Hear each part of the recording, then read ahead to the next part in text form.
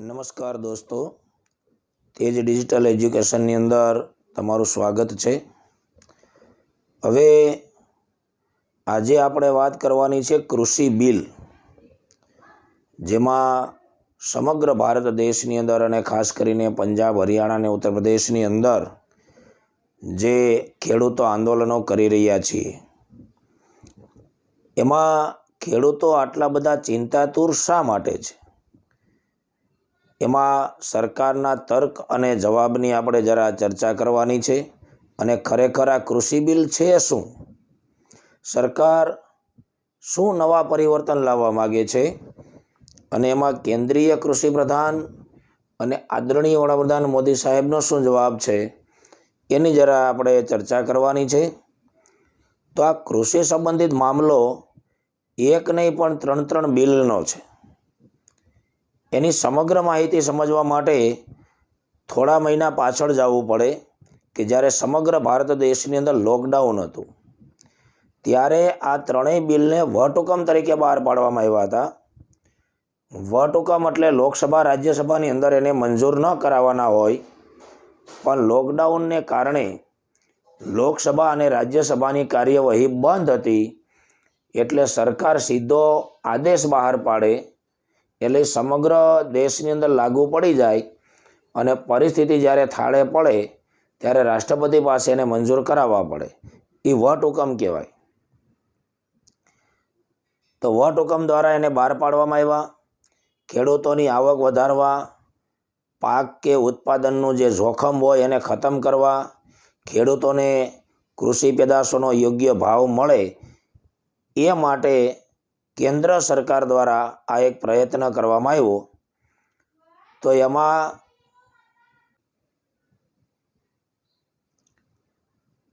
દેશમાં ખેતીની અંદર સુધારો લાવવા માટે લોકસભાએ આ બે મહત્ત્વના બિલને મંજૂરી આપી છે।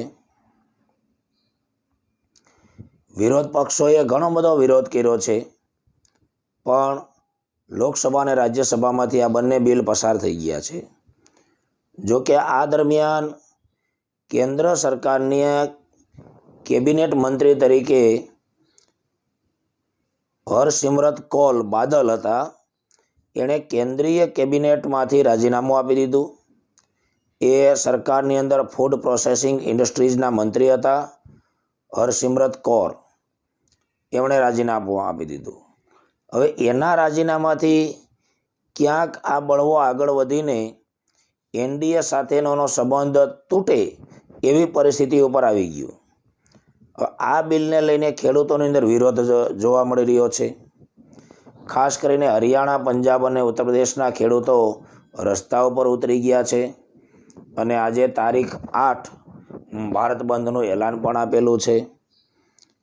ત્યારે હવે આપણે એ સમજવું જરૂરી બની જાય છે કે ખરેખર આ બિલમાં એવું તે શું છે? ખેડૂતો માટે એ ફાયદાકારક છે કે નુકસાનકારક? એને સમજવાનો પ્રયત્ન આપણે કરવાનો છે। તો હકીકતમાં આ કૃષિ સંબંધિત મામલો એક નહીં પણ ત્રણ બિલનો છે। એની સમગ્ર માહિતી સમજવા માટે થોડા મહિના પાછળ જવું પડે। આપણે આગળ વાત કરી એમ કે કેન્દ્ર સરકારે આ ત્રણેય બિલને વટહુકમ તરીકે બહાર પાડ્યા, ખેડૂતોની આવક વધારવા માટે બહાર પાડ્યા, કૃષિને લગતા જે જોખમ હતા એને ખતમ કરવા માટે આ બિલ છે એને બહાર પાડવામાં આવ્યા। હવે જે ત્રણ બિલ દ્વારા કૃષિની અંદર સુધારો લાવવાનો પ્રયત્ન કરવામાં આવી રહ્યો છે, એ બિલના નામ the farmers produce trade and commerce bill, પછી the farmers agreement of price assurance and farm services bill અને ધ એન્શિયસ કોમોડિટીઝ બિલ। આ ત્રણ પ્રકારના બિલ છે, એને અમલમાં મૂકવાના છે। વિરોધનું અસલ કારણ છે એમએસપી। હવે એને જરા વિસ્તારથી સમજીએ। પહેલું બિલ છે જરૂરી વસ્તુ સંશોધન બિલ, બીજું બિલ છે ખેડૂત ઉપજ, ધંધો અને વ્યવસાય બિલ, અને ત્રીજું છે ખેડૂત સશક્તિકરણ અને સંરક્ષણ। કિંમત આશ્વાસન અને કૃષિ સેવા ઉપર કરાર બિલ. આ 3 પ્રકારના બિલ છે. પહેલું બિલ જરૂરી વસ્તુ સંશોધન બિલ છે. બીજું બિલ છે ધંધો અને વ્યવસાયને લગતું, અને ત્રીજું છે ખેડૂતોને કૃષિને લગતા આશ્વાસન અને સેવા કરાર ઉપર. પણ એક કોમન સમસ્યા છે આ બિલ સામે જે વિરોધ થયો એનું મૂળ કારણ છે ટેકાનો ભાવ, ન્યૂનતમ સમર્થન મૂલ્ય, જેને કહેવાય છે MSP.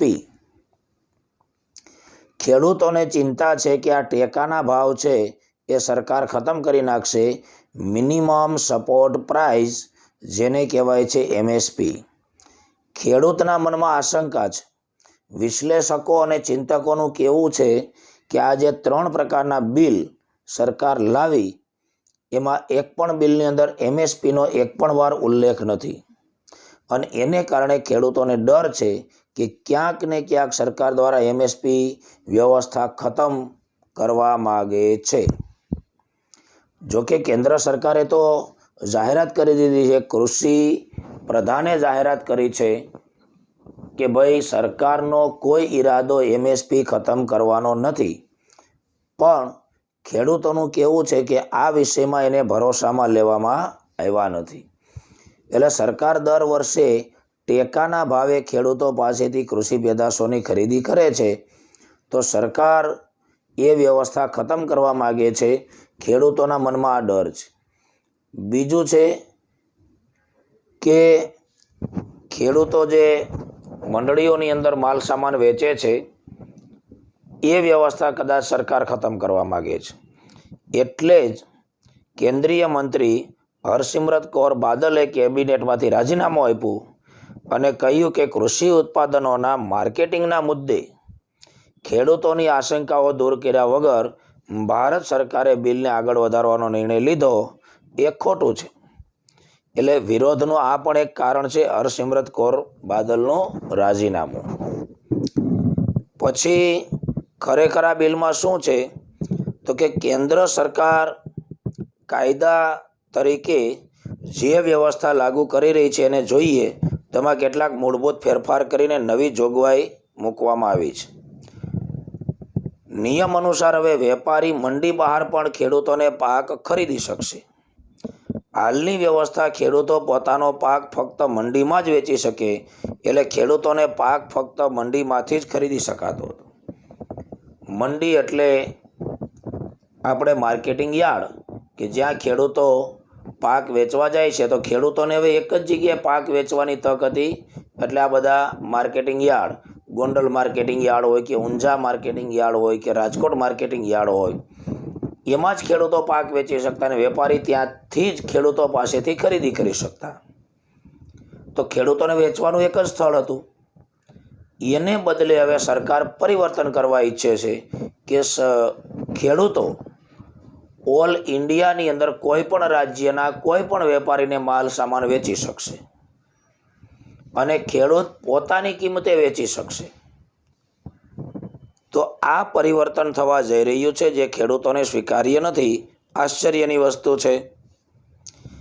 કેન્દ્ર સરકાર દાળ, બટાકા, ડુંગળી, અનાજ અને ખાદ્ય તેલ એ વસ્તુને આ નિયમમાંથી બહાર કરીને એક સ્ટોક સીમા ખતમ કરી દીધી છે.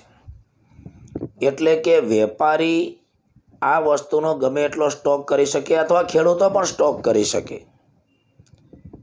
કેન્દ્ર સરકાર કોન્ટ્રાક્ટ ફાર્મિંગને પ્રોત્સાહન આપવાની નીતિ ઉપર કામ શરૂ કરી રહી છે. ખેડૂતોએ એમાં પણ નારાજગી વ્યક્ત કરી છે.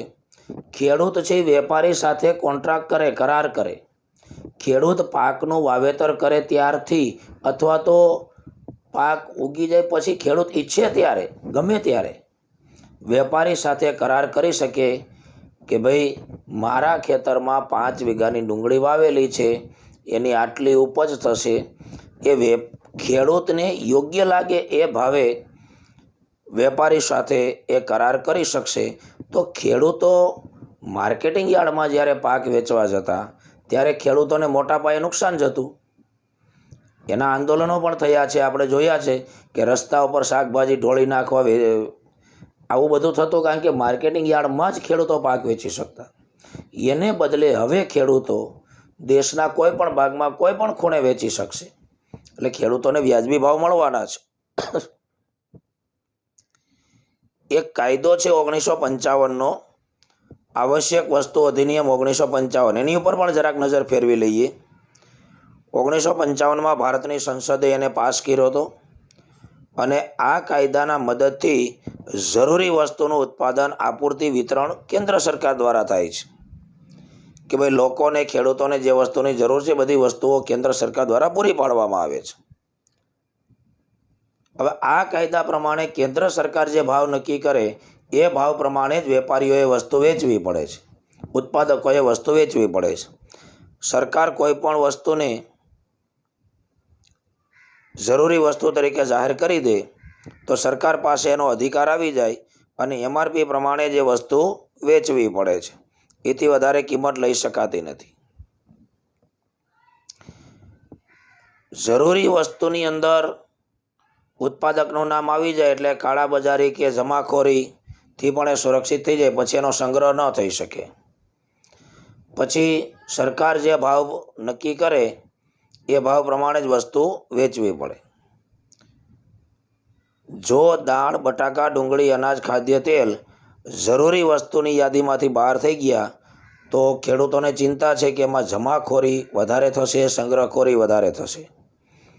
ખેડૂતોને ચિંતા છે કે મોટા મોટા જે વેપારીઓ છે, કંપનીઓ છે, ખેડૂતો પાસેથી મોટા જથ્થામાં માલ સામાનની ખરીદી કરી લેશે. કે ભાઈ અદાણી છે એ ખેડૂતો પાસેથી મોટા જથ્થામાં માલ સામાનનો સંગ્રહ ખરીદી લે અને લાંબો સમય એનો સ્ટોક કરે અને પછી ઊંચી કિંમતે વેચે.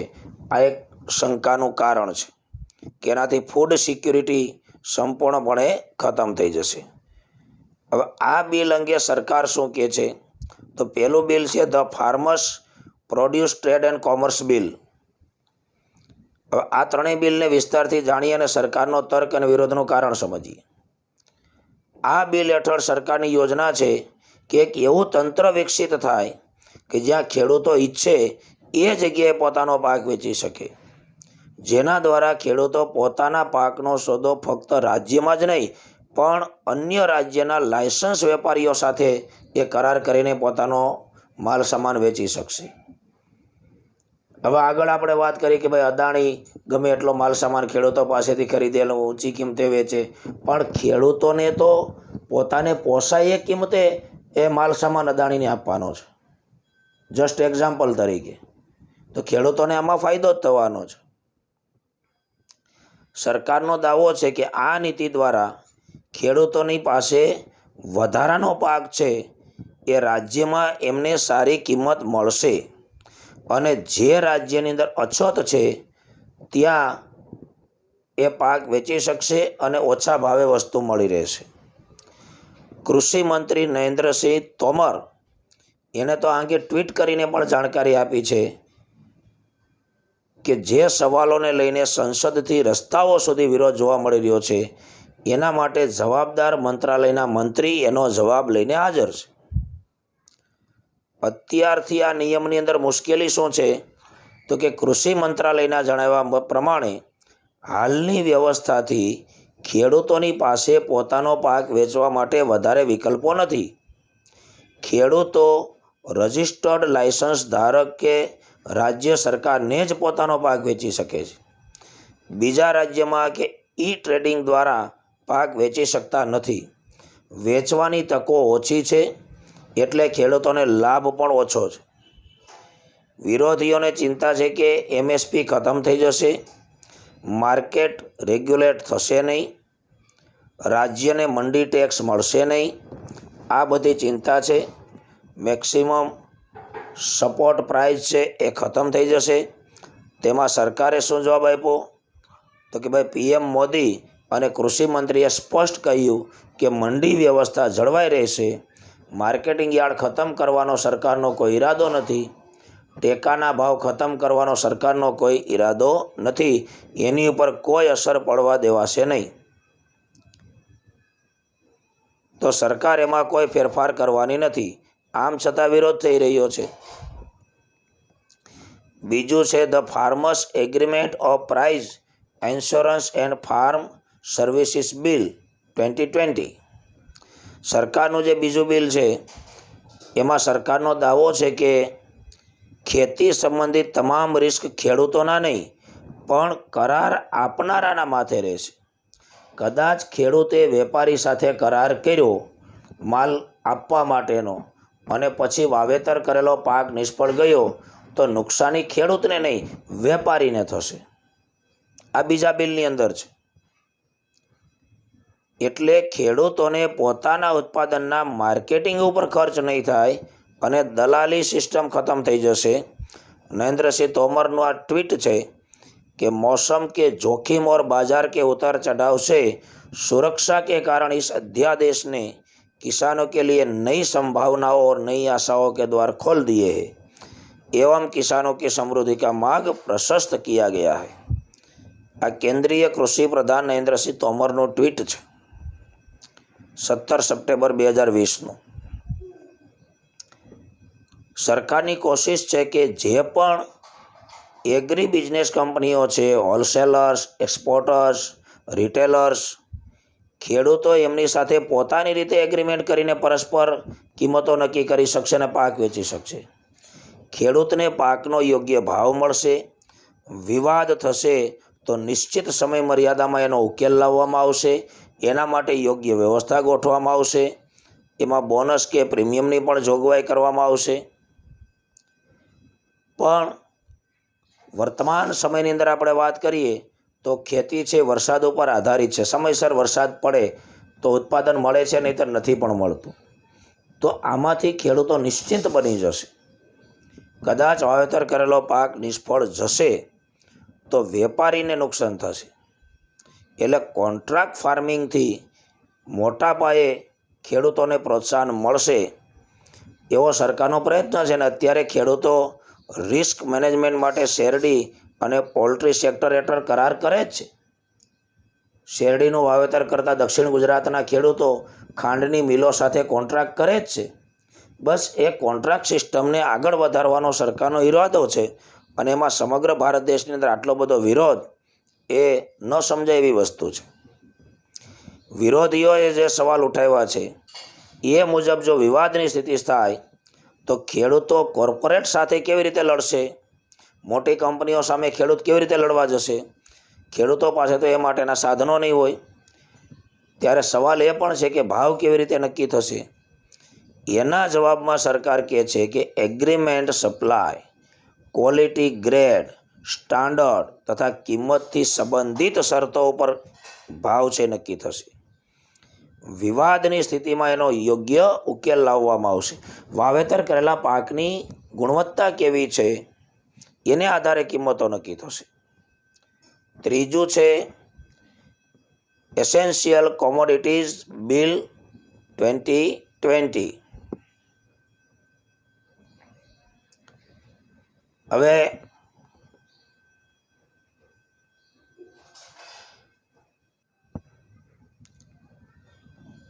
આ ત્રીજા બિલની અંદર સરકારે એની જોગવાઈમાંથી અનાજ, દાળ, ખાદ્ય તેલ, ડુંગળી, બટાકાને જરૂરી વસ્તુની સૂચિમાંથી હટાવ્યા છે.